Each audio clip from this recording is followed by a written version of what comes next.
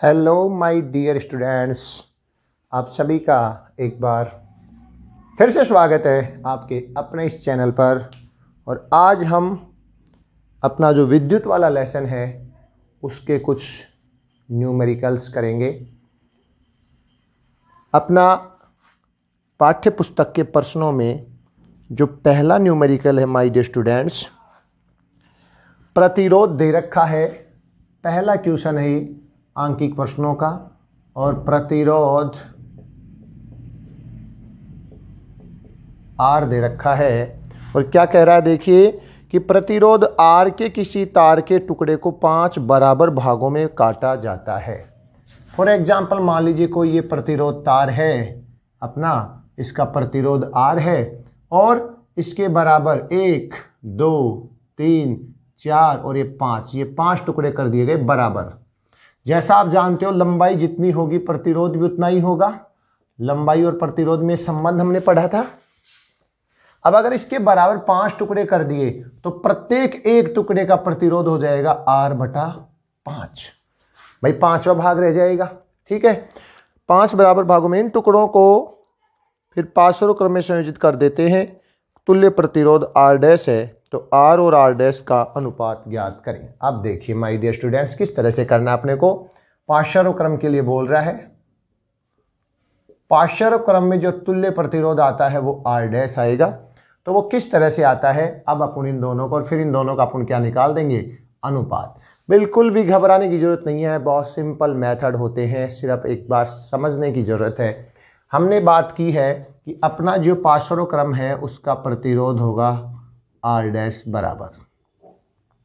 जैसा आपको पता है अपना प्रतिरोध है R/5 और अपन सूत्र में क्या लिखते हैं 1/R1 प्लस 1/R2।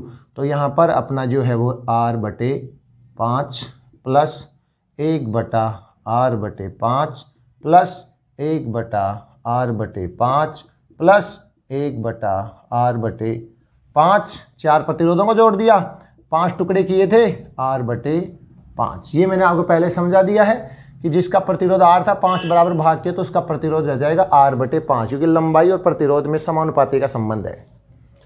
अब देखिए 1/R' बराबर, बेटा R ये बटे में 5 ऊपर चला जाएगा, 5/R plus 5/R plus 5/R plus 5/R plus 5/R, 1/R' बराबर।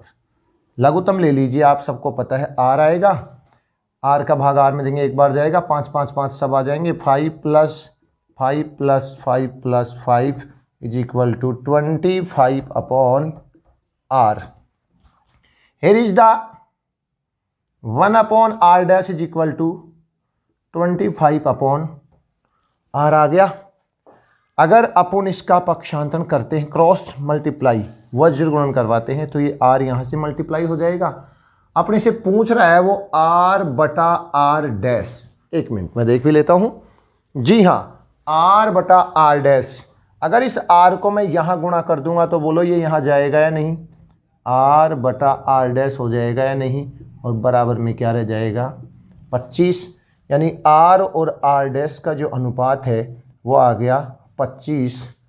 कितना आ गया बच्चों, 25। तो इस प्रकार से ये जो आपका आंसर होगा, इसमें ऑब्जेक्टिव क्वेश्चन है, इसका आंसर है 5। हो सकता है ये न्यूमेरिकल टाइप में अपने पास आ जाए। तो इस प्रकार से ये सोल्व होगा माय डियर स्टूडेंट्स। बहुत सिंपल सा तरीका है। भाग बना दिए 5, R/5 प्रतिरोध बच गया, 1/R/5 5 प्रतिरोधों को पार्श्व क्रम में जोड़ा, तो पार्श्व क्रम का फॉर्मूला लगा करके अपन ने R' निकाल लिया, 1/R' निकाल लिया। अपने को चाहिए क्या था R/R', तो अपन ने यहीं पर उल्टा नहीं किया, करने की जरूरत नहीं है, क्योंकि अपने को तो उसको R/R' निकालना था। R/R' पहले प्रतिरोध और बाद में जो टुकड़े किए उस प्रतिरोध का अनुपात, तो अनुपात होगा 25। ओके, बड़े दिनों से बच्चे टेंशन में थे कि सर ये कैसे होंगे। आगे आपको अब बिल्कुल ना घबराएं, सारे सवाल करवा देंगे आपको धीरे धीरे आराम से। नो टेंशन रहिए, आप बस पढ़ते रहिए। ये था प्रतिरोध को निकालने का पहला क्वेश्चन था बच्चों, ये अपना उसके बाद दूसरा क्वेश्चन है, कौन सा पद विद्युत परिपथ में शक्ति आपको पता है P is equal to V into I आया था। वैसे P is equal to W upon T भी आया था। हमने W का मान विभवांतर के सूत्र से W बराबर Q आवेश, हाँ, और ये आ गया था यहाँ पर विभवांतर Q upon Q into V आया था। जैसे ही यहाँ पर Q इंटू वी रखते हैं तो Q upon T into V, ये I हो जाता है। तो अपना ये फॉर्मूला है। अब इसमें हमने ये देखा था ओम का नियम रख के V का मान अगर रखें तो ये I स्क्वायर R हो जाता है, I स्क्वायर R हो जाता है। अगर इसी फॉर्मूले में अपन I का मान रखते हैं तो ये V स्क्वायर अपॉन R हो जाता है। ये 4 फॉर्मूले हैं। अब आप इनमें देख लीजिए, I स्क्वायर R बिल्कुल है, I R स्क्वायर नहीं है, तो अपना VI और V स्क्वायर R ये है। तो अपना इसमें जो ऑप्शन है वो I R स्क्वायर, ये विद्युत शक्ति को निरूपित नहीं करता है। सिंपल सा है ये। तो ये दूसरा था सवाल नंबर 2। उसके बाद अपन बात करते हैं सवाल नंबर 3 की। तीसरा जो सवाल है उसमें एक विद्युत बल्ब का अनुमंतांक दे रखा है, अनुमंतांक 220 वोल्ट और शक्ति दे रखी है इसकी 100 वाट। देखो वाट, ये तो विभवांतर है वोल्ट में, और ये क्या है इसकी पावर, शक्ति। और वो कह रहा है इसको अगर आप 110 वोल्ट पर चलाएं तो इसकी पावर ज्ञात करो कितनी होगी। देखो 220 विभवांतर जो है उस पर तो इसकी पावर है 100 वाट। कितनी है बच्चों? 100 वाट। और अगर इसको 110 वोल्ट विभवांतर पर अपन चलाएं तो वो कह रहा है कि इसकी पावर कितनी होगी। तो ये अपने को सॉल्व करना है माय डियर स्टूडेंट्स। बड़ा ही सिंपल सा है, बिल्कुल घबराने की जरूरत नहीं है। अपन वी नो दैट, हम जानते हैं P is equal to V वाला फॉर्मूला है ना, V स्क्वायर अपॉन R वाला फॉर्मूला ले लेंगे, क्योंकि अपन इसका क्या निकाल लेंगे, प्रतिरोध निकाल लेंगे। क्या निकाल लेंगे बच्चों? प्रतिरोध निकाल लेंगे। तो R बराबर क्या हो जाएगा इस फॉर्मूले से, V स्क्वायर बटे P। वैल्यू इनपुट करो, V का मान 220 गुणा 220 बटे शक्ति 100। 2 जीरो से 2 जीरो कैंसिल आउट हो गई, अपने पास बच गया 22 गुणा 22। चाहो तो 22 दूनी 44 का 4, 44 और 4 48, 484 ओम इसका क्या आ गया, प्रतिरोध आ गया माय डियर स्टूडेंट्स। अब यहां पर विभवांतर देखो, ये कंडीशन तो पहले हो गई जिसके आधार पर हमने प्रतिरोध निकाल लिया। अब इसका प्रतिरोध तो बदलेगा नहीं, क्योंकि वो कह रहा है कि वही प्रतिरोध है, उसका विभवांतर चेंज कर दिया अपन ने। प्रतिरोध तो आपको याद है ओम के नियम में V समानुपाती I था, तब बराबर किया था तो R आया था। इस R को हमने नियतांक कहा था। ये नियत रहता है, चालक तार सेम है अगर तो वो नियत रहेगा बच्चों, प्रतिरोध कभी नहीं चेंज होगा। तो यहां पर हमें क्या करना है, P निकालना है। तो P बराबर अपने पास फॉर्मूला है V square upon R। V square का मान देखो आपके पास 110 गुणा 110 बटे P, शक्ति कितनी है 22 गुणा 22 को ले लूं तो यहाँ कटने में आसान, 484 की जगह 22 गुणा 22 से ही तो आया था।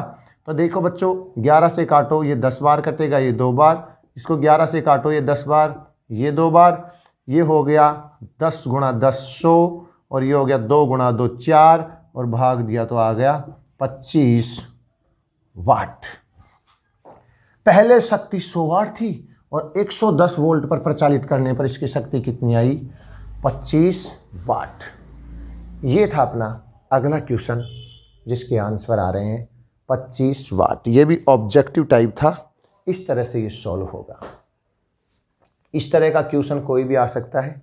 अनुमंतांक देगा वोल्ट में और शक्ति देगा, और कुछ भी निकलवाए तो पहले प्रतिरोध निकाल लो, क्योंकि इस सिचुएशन में जो भी बल्ब कुछ भी देगा उसका प्रतिरोध फिक्स रहेगा, चाहे उसको किससे भी चलाओ। तो जैसे ही, और मान भी वैल्यू भी लगभग यही पुट करता है, 220 वोल्ट में से 110 वोल्ट में से लगभग। तो इस तरह से देखो किया क्या हमने, शक्ति का सूत्र लगाया, शक्ति का सूत्र लगा के हमने इसका प्रतिरोध निकाल लिया R बराबर, और फिर हमने इस R का उपयोग करके नई शक्ति निकाल दी, नए विभवांतर के साथ 110 वोल्ट के साथ। तो ये अपना सवाल था बच्चों, सवाल नंबर है 3।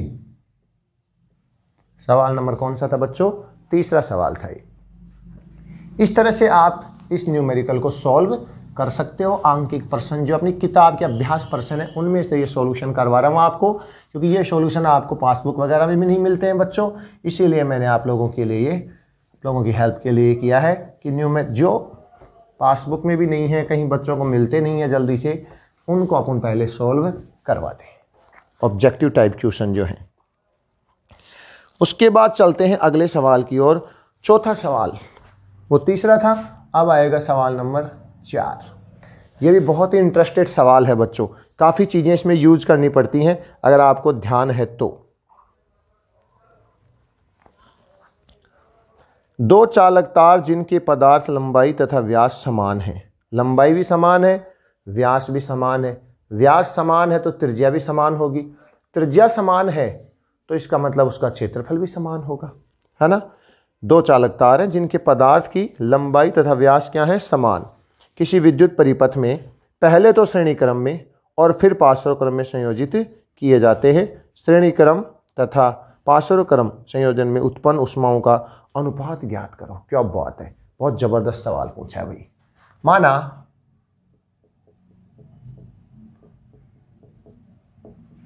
प्रतिरोध इज इक्वल टू R। प्रतिरोध क्या है माय डियर स्टूडेंट्स? R है। और कितने प्रतिरोध हैं? दोनों समान प्रतिरोध हैं। 2 चालक तार हैं जिनके पदार्थ की लंबाई तथा व्यास समान है और दोनों 2 हैं, तो प्रतिरोध पहले श्रेणी क्रम में पहुंचा है। श्रेणी क्रम में तुल्य प्रतिरोध RS is equal to R plus R, 2 है ना, तो अपना RS आ गया इज इक्वल टू 2R। एक तो ये आ गया, ये तो आ गया किस में? श्रेणी क्रम में। किस में आ गया बच्चों? श्रेणी क्रम में। उसके बाद हम पार्श्व क्रम का भी निकाल लेते हैं एक बार। पार्श्व क्रम में आप इसको क्या कहोगे? 1/RP बराबर 1/R प्लस 1/R, 1/RP बराबर R1 plus 1 is equal to 2/R। तो RP is equal to R ऊपर और 2 नीचे। ये हो गया पार्श्व क्रम का।